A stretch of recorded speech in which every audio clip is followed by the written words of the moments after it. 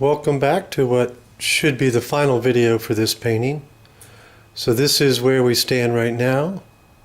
Gotten two of those final faces in. We just have the bride's face left to go.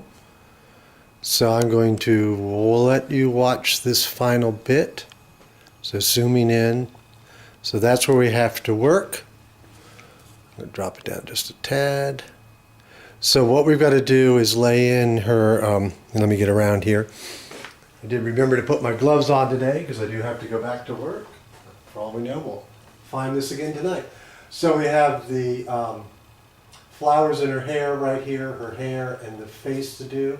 I have gotten the jawline and her mouth done already.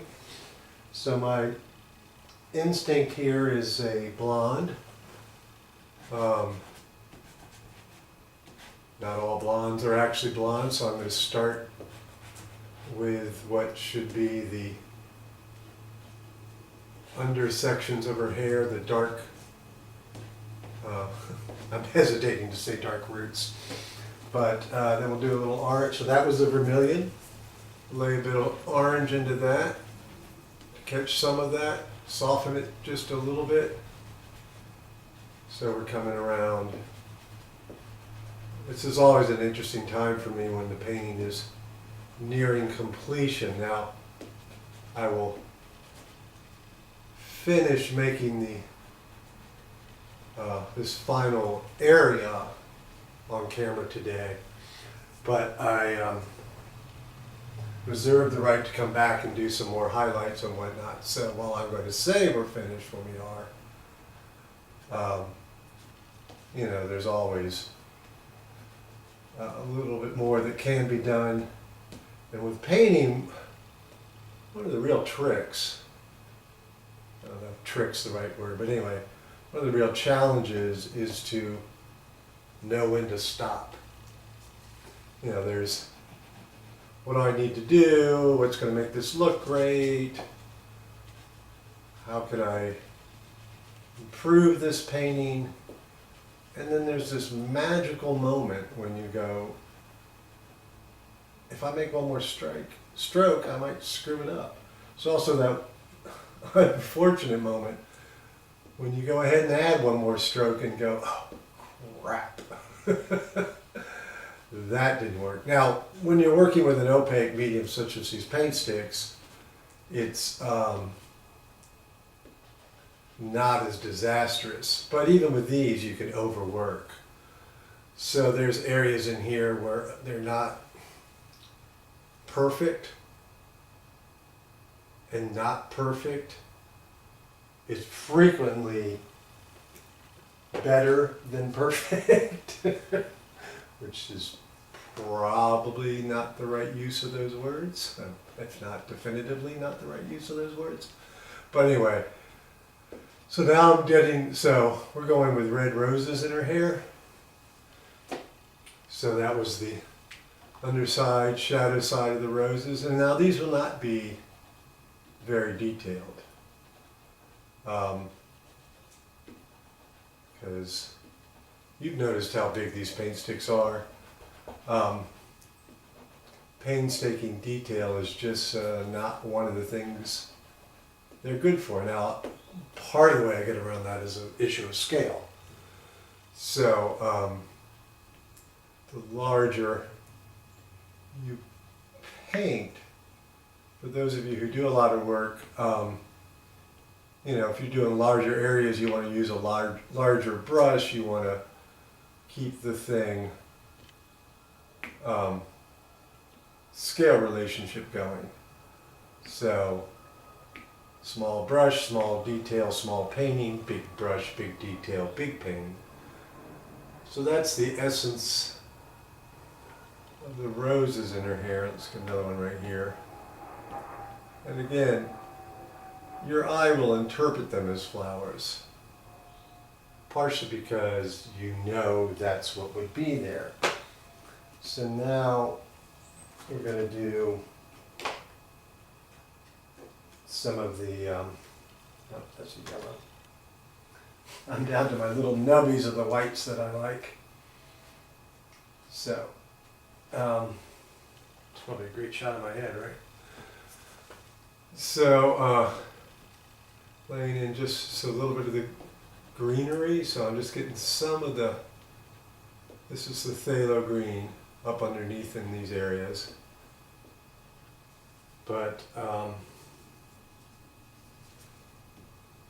my sense of it is that this would be very delicate and bright, so I'm using very little phthalo, and now I'm coming back in with that yellow that I use for my green mixes. Again, trying to keep everything nice and clean, and you know, if I was using ones that I was making oranges with, we'd be getting a pretty muddy color right now.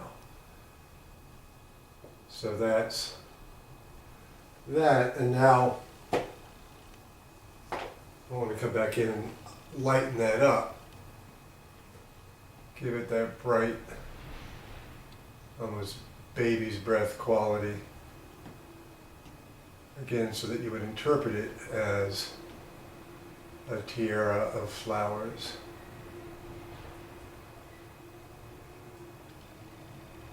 So you can see I picked up, actually that sort of illustrates that point. I picked up a little bit of the red when I was doing that. That's a mistake, but I like that mistake.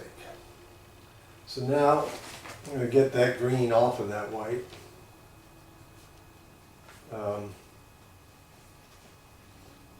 I have more paint sticks coming, but I'm so eager to get this painting done. One of the reasons I'm eager to get paintings done is so I can get to the next one. I'm hoping that's the thing. Dioxazine purple. It is not. Anyways, we're going to lay some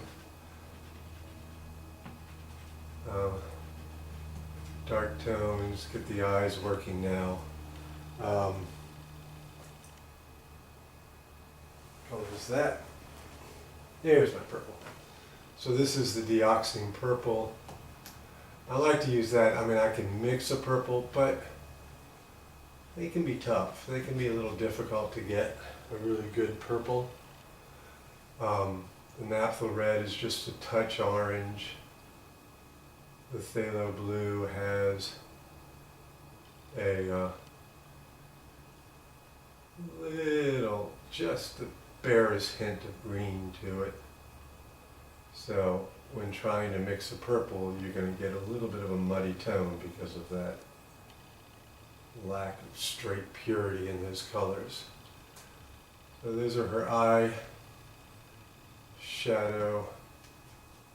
It's a whole career in doing bride's eyes. Let's get a little shadow, but I want to make this shadow delicate. I don't want her to look like she's got a mustache.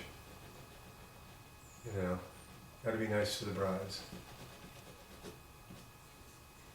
I was enjoyed at the end of the night and tried to give last call, and they're all like, but it's for the bride. Or, you know, sorry, the kitchen's closed, but we need food for the bride. I try to be sympathetic to that, because most brides and grooms never really get a chance to eat at their wedding. Spend all this money on great food and never get a bite of it.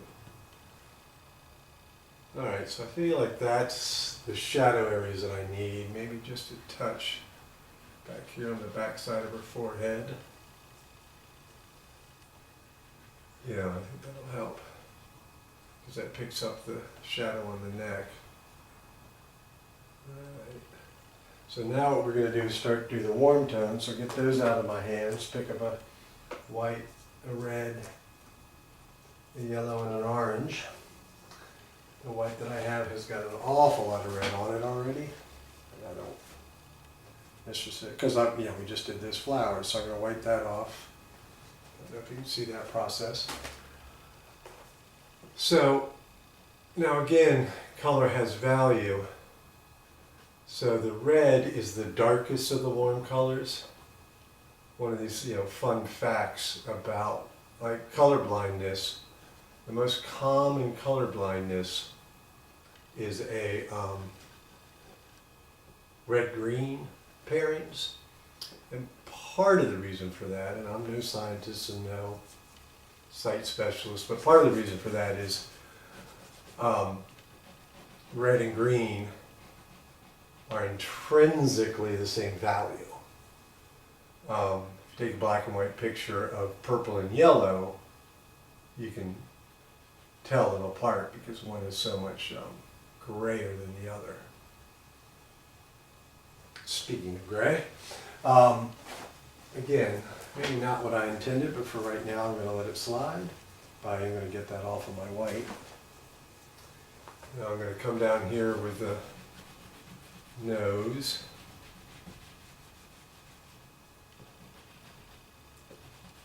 Ah, crap. So I picked up a little bit of the blue purple up under her nose, and now I've got that little bit of a streak right here, and we'll go forward and see where we get. See if that's going to end up being a problem. Now I see it this time, so I'm going to turn the paint stick a little bit so that it doesn't. Again, this time I know it's coming. I'm using it.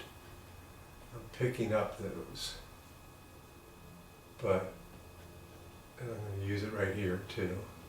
This little bit of the shadow of the nose, yeah, that little area up under the cheek line.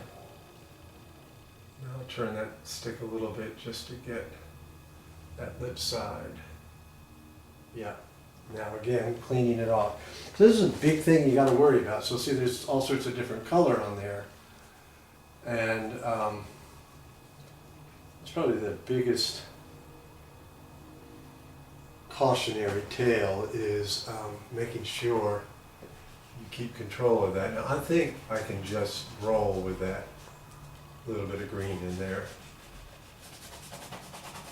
Now I've got a transition in here to what was already done a while back and is dry. I'm mildly concerned about that as we go forward. So we'll see what happens. Again, intentionally grabbing some of that dark, get a little bit of the shadow line, but don't want to get it where I don't want it.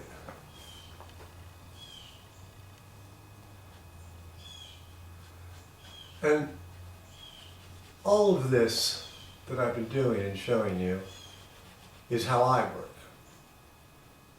I would never presume to think that it's the only way to work. Now see, I just grabbed my finger because I want to just transition that wet to dry. I think I got what I wanted there.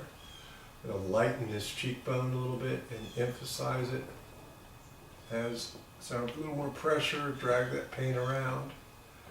That's another thing I haven't talked about is, see how I'm making a half moon here?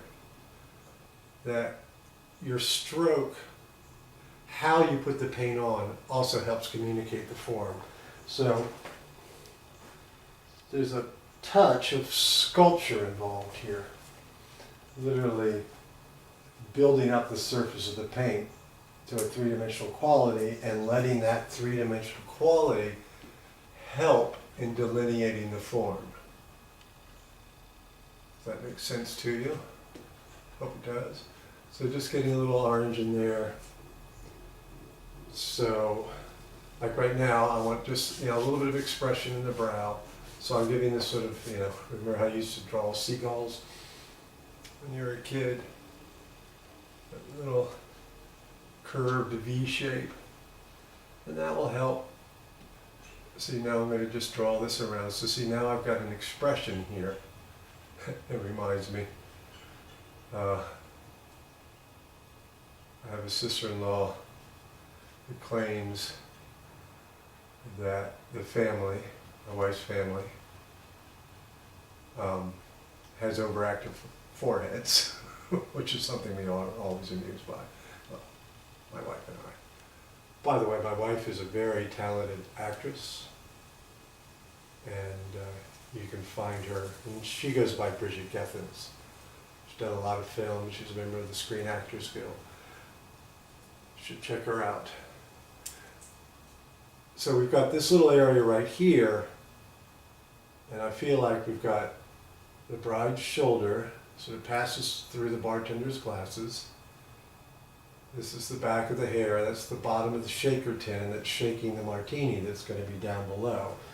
So we've established as the background color this deep blue-green, and we're creating that by laying in a little bit of blue.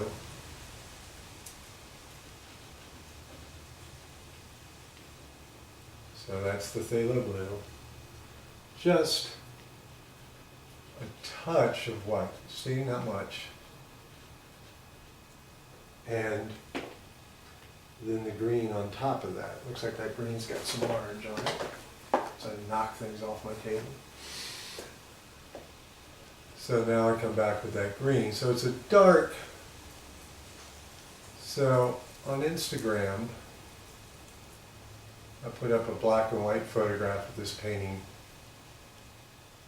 in the state it was when I finished for the day last night. Touch of that dark green right there too. So you've got color composition. You've also got value composition. You need about, you know. So taking a black and white photograph of a painting really can help you sometimes if you don't know where you're at. So I'm going to open the zoom back up here. Oh, that looks pretty good. Ugh, really great camera work, huh? So that is the finished piece with the possible, like I said, I may come back. In fact, I know I want to come back and hit some white highlights in here to make that ice jump just a little bit more. In fact, I think I'll do that right now. But I hope you have enjoyed watching this painting come to life. It's always a risk. You never know how a painting's going to work out. So I remember doing, and you can find it on here, a stop action painting. And to be honest, I was never really happy with that painting. So, you know, you said embark on this, and there's no guarantee it's all going to work. So I'm just taking a chance to look at the whole painting now, sort of cast my eye across. I was worried about this little bit of green in there yesterday, but I think I like it. I'm going to leave it. I love this expression. And also, you know, part of this thing is drawing your eye through the painting. So this big sweeping arm and her stare bring you across. This big shape is kind of like where my eye goes first. So that drives you up, but her eyes bring you across to everybody. Everybody seems to be looking this way until you get to this hand. And then it kind of drives back. And then this arm swings you back around through the painting, brings you back up to this guy, these combination of arms. So it's, and that's kind of what I'm trying to communicate. The night was this crazy swirling activity. And there's a little nubby here I'm getting rid of. The night was a crazy night of swirling activity, and it was, you know, nuts and you're running around. And so I'm trying to communicate that in the painting as well, amongst many other things. So the aggressive color, the aggressive movement, the, you know, the hecticness of the night is hopefully communicated in the hecticness of the painting and the shapes and the diagonals and the color and blah, blah, blah, blah, blah. So, hope you have enjoyed watching all of this. GregLeach.com, RichsonArt.com for the Paintstiks. I'll give you a link to Amazon if you want to buy the colors I actually use that I've been talking about. But the last step is the title of the painting. And that's something that I always consult with Bridget about. She's much better with words. I'm a visual artist. She's an actor. She's really great with words. So, and she writes as well. So anyway, there you go. Hope you've enjoyed it. I'm going to cross camera to get over here and turn the thing off. Thank you so much. I hope you will subscribe so you'll see the next painting when it's happening.